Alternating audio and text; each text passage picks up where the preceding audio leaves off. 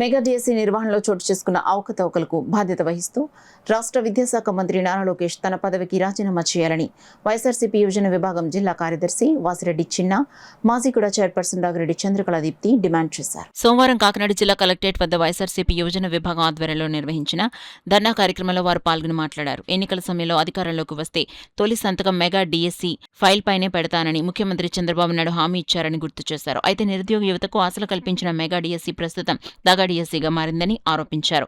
DSC పరీక్షల నిర్వహణలో భాగస్వామ్యమైన కృష్ణా జిల్లాకు చెందిన నవీన్ అనే వ్యక్తికి రాష్ట్ర స్థాయిలో మొదటి ర్యాంక్ రావడం అనుమానాలకు తావిస్తోందని పేర్కొన్నారు. మొదటి ర్యాంక్ సాధించినప్పటికీ అతనికి ఉద్యోగం ఇవ్వలేదని, పరీక్షల నిర్వహణలో భాగమైన వ్యక్తికి మొదటి ర్యాంక్ ఎలా వచ్చిందో ప్రభుత్వం సమాధానం చెప్పాలని డిమాండ్ చేశారు. ఈ సందర్భంగా వైఎస్ఆర్సీపీ యువజన విభాగం నాయకుడు దాసరి వెంకటేష్ మాట్లాడుతూ డిఎస్సీలో భర్తీ చేయనున్న 16,000 పోస్టుల్లో 3% మేరకు 421 పోస్టులను స్పోర్ట్స్ కోటాకు కేటాయించారని తెలిపారు. ఈ కోటా కింద అర్హత సర్టిఫికెట్ల జారీ ప్రక్రియలో భారీ అవినీతి జరిగిందని ఆరోపించారు.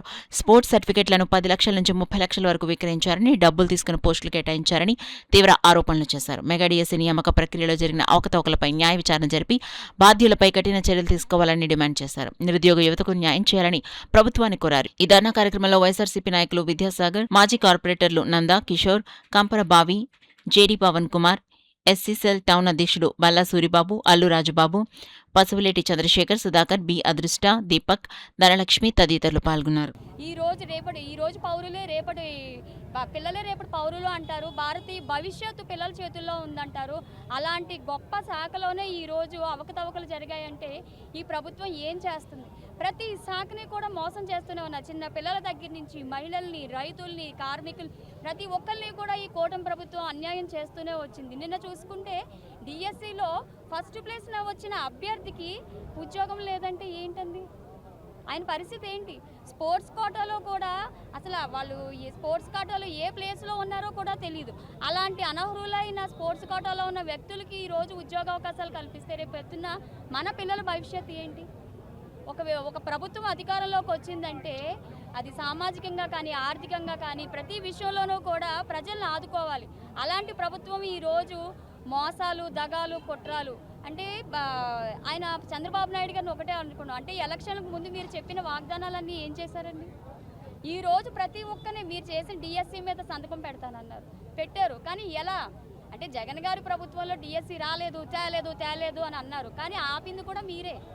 ఆ రోజు ఆపి ఈ రోజు ఎందుకు డిఎస్సీని మీరు ప్రకటించగలిగారు? అంటే ఇలాంటి అవకతవకలు చేపిస్తే అన్యాయంగా డబ్బులు సంపాదించుకుందామన్న మీ ప్రభుత్వం. మేమందరం కూడా ఈ యువత వెనకాల, అదేవిధంగా నిరుద్యోగుల వెనకాల వైఎస్ఆర్ కాంగ్రెస్ పార్టీ ఎప్పుడూ వాళ్ళకి అందుబాటులో ఉంటుంది, వాళ్ళకి అండగా ఉంటుంది. ఈరోజు కాకినాడ నియోజకవర్గం అంతేకాకుండా జిల్లాలో ఉన్న నియోజకవర్గంలో ఉన్న ప్రతి ఇన్ఛార్జు కూడా దీనికి సంఘీభావం తెలియజేస్తూ వీళ్ళందరికీ డిఎస్సీ ఉద్యోగాలు న్యాయం జరిగే వరకు కూడా మేమందరం వాళ్ళకి తోడుగా ఉంటామని చెప్పేసి తెలియజేయడం జరిగింది. కాకినాడ జిల్లాలో వైఎస్ఆర్ కాంగ్రెస్ పార్టీ ఆధ్వర్యంలో డిఎస్సీ అభ్యర్థులకు, నిరుద్యోగులకు చేదోడు వాదోడుగా ఉండాలని చెప్పి డిఎస్సీలో జరిగిన మోసాలను వెలుగు చూపాలి, ప్రతి ఒక్కరికి తెలియజేయాలనే ఆధ్వర్యంలో ఈరోజు ఈ ధర్నా కార్యక్రమం చేపట్టడం జరిగింది. 2023 సంవత్సరంలో జగనన్న గారి ప్రభుత్వంలో డిఎస్సీ రిలీజ్ చేస్తే మేము దానికన్నా బాగా మెగా డిఎస్సీ అనే ఒక విధానంలో బాగా భారీగా ఉద్యోగాలు కల్పిస్తామని మోసం చేయించి ఓట్లు వేయించుకున్న తర్వాత ప్రభుత్వం ఏర్పడిన తర్వాత మెగా డిఎస్సీని కాస్త దగా డిఎస్సీగా చేస్తూ అధిక ఉద్యోగాలు ఇవ్వడమే లేకపోయినా సరే ఉన్న ఉద్యోగాలను కూడా సక్రమమైన పద్ధతిలో ఇవ్వకుండా దాన్ని తప్పుదోవ పట్టించే విధంగా చేసినటువంటి విద్యాశాఖ మంత్రి అయినటువంటి సకల శాఖ మంత్రి నారా లోకేష్ గారిని దీనికి బాధ్యతగా వెంటనే కూడా తను రాజీనామా చేయవలసిందిగా వైఎస్ఆర్ కాంగ్రెస్ పార్టీ నుండి యువత విభాగం నుండి మేము అందరూ కూడా కాకినాడ నుండి మేము డిమాండ్ చేయడం జరుగుతూ ఉంది. డిఎస్సికి ప్రిపేర్ అయ్యి, టెట్కి ప్రిపేర్ అయ్యి ఎంతో భవిష్యత్తు మీద ఎంతో ఆశతో ఉన్నారో వాళ్ళందరినీ కూడా ఈ కూటమి ప్రభుత్వం పూర్తిగా అన్యాయం చేసి వారి భవిష్యత్తుని ఈరోజు అంధకారంలోకి తోసేసింది. ఈ ప్రశ్న ప్రకటనలు లీకేజే కాకుండా మెరిట్ లిస్ట్ని కూడా తారుమారు చేసేసి ఈ రోజున కనీసం వారికి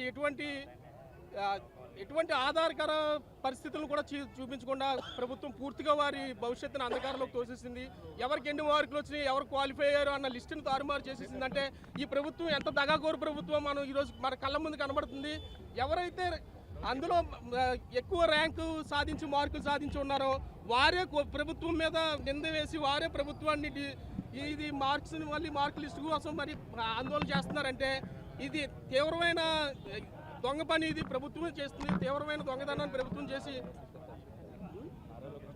నారా లోకేష్ గారు ఇది ఖచ్చితంగా దీని బాధ్యత వహించి ఆయన ఉన్న కోటరీ కాబట్టి ఆయన తక్షణమే ప్రభుత్వం ఆయన బర్తరఫ్ చేయాలి, రాజీనామా చేయడం కూడా కాదు.